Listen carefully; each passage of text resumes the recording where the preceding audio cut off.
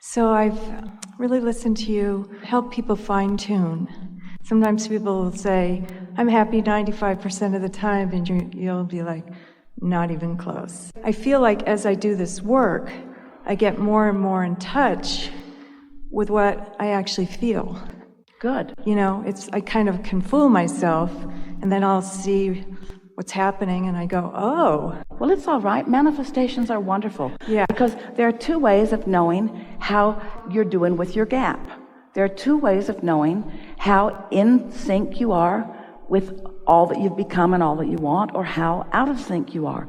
One is by the way you feel as it's happening, and the other is by what's turning to things, by what's manifesting.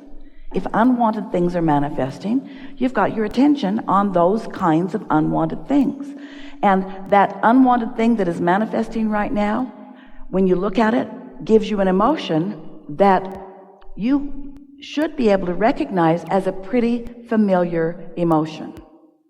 Yes. So when you look at something and you feel an emotion and you say, oh, this is a familiar emotion, then your logic tells you, and that holding myself consistently in that vibration is the reason that these thoughts turn to these things. Yes. So what I'm wondering is what I've seen you do. And every single time we're interrupting you, it's yet another gift of clarification for you. Yes. It's never punishment about your wrong thought. It's just affirmation of your thought. No judgment about the rightness or the wrongness of the thought, just affirmation of what it is. And if you don't like how it's turning out, think different thoughts. Yes. But not easy to do, especially when you're standing in the middle of stuff. So you got to do it first thing in the morning before there's much momentum going. Okay. You want to meditate more and quiet your mind. You want to find the things that are easy to feel good about and focus on those more. You want to get out of problem-solving mode. Give it up. It's the way humans justify their existence, and it never works, so give it up. Cash in your problem-solving mode for your appreciation-looking mode. It will serve you much better. We'll listen to the details. Well, it's not so much details as what I've loved with some people is I've seen you kind of help tune them. It's like you take a subject and just sort of just gently, with so much care, just take them into a place so they can just feel what it is you're talking about. And I feel like I'm on a treasure hunt, and even the things that maybe are challenging, it's like, oh, okay, good. I see that I have some tuning to do, but I really love the way you do that with some people. We're happy to do that, and we will do it with you if you want us to hear. But we want to say something that is really important to the unfolding of this conversation. It's something that we're talking about a lot recently. And it is about the difference between a condition that evokes an emotional response and a less active vibration over which you have more control. In other words, there's more momentum in things as they begin to manifest. Okay. So in the idea of turning thoughts to things, if you start earlier in the process, there is less resistance, less satisfaction too, but less resistance.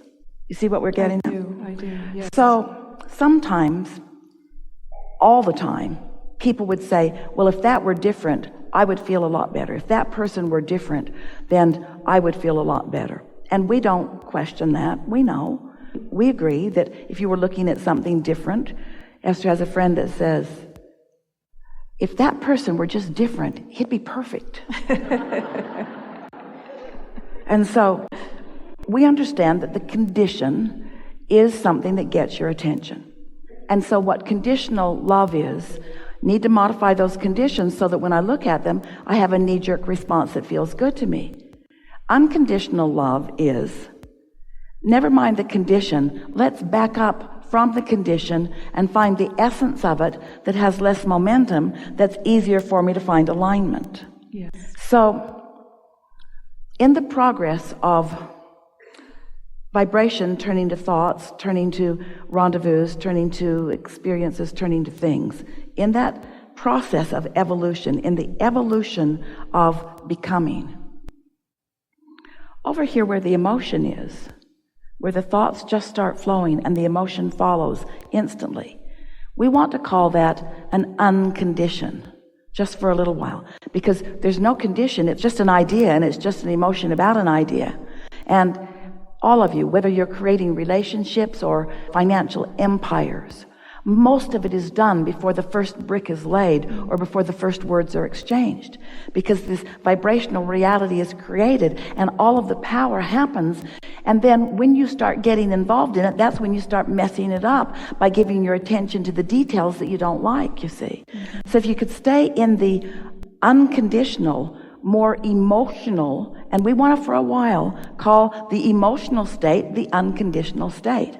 So then what you're asking of us is, Abraham, please present to me a sort of picture that I can focus on so that I can feel better. And we say, that's still pretty conditional, because you're wanting us to create something that you can respond to, where what we're wanting you to do is care so much about feeling good that you're willing to feel around until you find it. And what that means, oh, this is such a leading edge conversation. What that means is, you're going to feel your way into alignment, just like Esther did in those 9 months that she was meditating. She could feel when her mind was wandering and that state of detachment wasn't there. And she could feel when she'd quieted her mind and that state of detachment was more. She could feel when she was in greater harmony with something that felt good, and she could feel when it dissipated. You can always feel your alignment with what you want, but it takes a little listening and feeling and tuning before you're able to do that. And so this is really the more effective approach, because what we see with so many of you is that you are trying so hard to cause yourself to feel good that you have become more controlling of conditions that you can't control, and therefore feeling less good rather than more good. It requires letting go and trusting. And that requires understanding this 3-step process. You have already asked, it's already in the vortex, and it is already a reality. If you could just accept that, it is a done deal. It is ready for you. It's done. You ask, source answered, it's there, and the law of attraction has assembled all cooperative components. It's done, it's there, it's done, it's there, it's done, it's there. So you don't have to keep trying to create conditions that allow it. All you have to do is chill out. Get into a place where you're in the receptive mode, where the idea will occur to you. It might be an idea of going there or going here. It might be an idea, you know that feeling when you say, oh, I just got the best idea. Esther has a friend who says, you know where that came from. You know where that came from. It came from your vortex. It's an idea that you received. You allowed yourself to be the receiver of it. And there is nothing in all of the universe more delicious than to be the receiver of the unfolding of your own creation that you've put there, because you've finished it. Pretty much, you finished it. You've lived enough life that you've put it there, and it is a reality.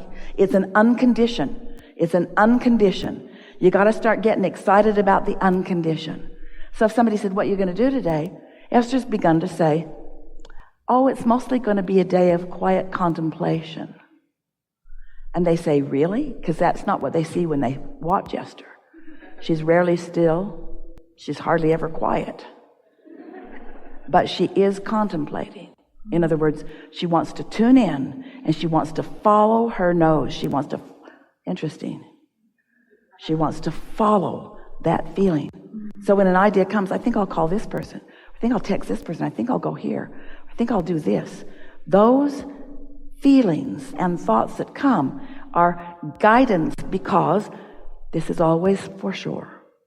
Your inner being knows where you stand in relationship with everything you want, and knows the path of least resistance. Let's say that clear. And knows which way to get you there faster, giving the resistance that you hold. Let's say it clear. Knows which is the most logical thing you'll be able to hook into given your level of resistance on this topic or this topic. Don't you like that? Not saying, oh, we're going to wait for you to clean it up. We're not going to waste our time with you until you just clear the path and go directly there. No. Constant information which you are translating through your lens that's clear or clouded. And as you begin to trust this and you start noticing, oh, had that impulse and boy was that wonderful, Even though it didn't lead me directly to what I thought I wanted, I sure had a nice conversation. I sure picked up a good piece of information. It sure was part of the unfolding. And isn't that what life must be? Constant unfolding? You think you would like to just close your eyes and teleport from one place to another. You do. We hear Esther every now and again. Just take me there. Don't make me don't make me pack. Again. Don't make me drag my bag to the airport. Don't make me drag it across the street. Don't make me go through security. And we say, don't you just love getting in your car and going? Don't you just love the wheels on your suitcase? Don't you just love the beautiful airports that have been created? Don't you just love interfacing with this one and this one and this one? In other words, you really do not want to just teleport yourself. You don't want to go to your final destination. You don't. You want the experience of flow. You want to let the universe show you how good you are at following the path of least resistance, of when to leave, of where to go, of which route to take, of when to hesitate, of when to proceed, so that you just hook up with all of the good that life has to give you. That's what life is. It isn't just going from here to there, from here to there, from here to there, or from not having this to having that. It's the process of the unfolding of your genius ability to tune to the unconditioned and mold it into the condition and then revel in everything that it took to bring it there. Oh, that's when you really begin to appreciate what is manifested in your experience. It's the deliciousness of having been there every step of the way and recognizing the genius and the love and the caring and the benevolence of Source and the precision of your allowing and reception. That's what creation is. Not proving anything to anybody, just living happily ever after, every step of the way, and savoring every bit of it. Helpful? Oh, yeah. Yeah. So real quick, so the dreams that I have are already there, right? They are, because there is often, not always, but less resistance. While you are slumbering, you are certainly less resistance. And so you're in a better receptive mode in your dream state to what's active. I don't actually mean the dreams while I'm asleep, but the dreams of the unfolding of my life. Well, that's what we're talking about, your vortex. Right. That's what your vortex is. Yeah. Those aren't dreams, those are realities. Oh, yeah. They're realities that haven't manifested yet, but you've got to make them realities enough that they ring your bells. Yeah. And if they're not ringing your bells, then don't focus on them. Yeah. Because sometimes I feel that, I don't want to talk about this too much, but just somewhere along the way, it's like, well, that can't happen, so don't dream it. And so what I'm wanting is just to open up. Well, everything that we said to you is about that. In other words, it doesn't matter what you've been doing. You know something more now than you've ever known before. Yes. You are different now as a result of this conversation that we've been having for 1 hour. Yes. You are different right now. You have a different vibrational frequency. Your point of attraction is different. You're different under the universe. Your path of least resistance has become less resistance. Mm-hmm. Your path of more allowing has become more allowing. You are in a more receptive mode right now than you've ever been. Don't go back and regurgitate those old statements about things that don't apply right now.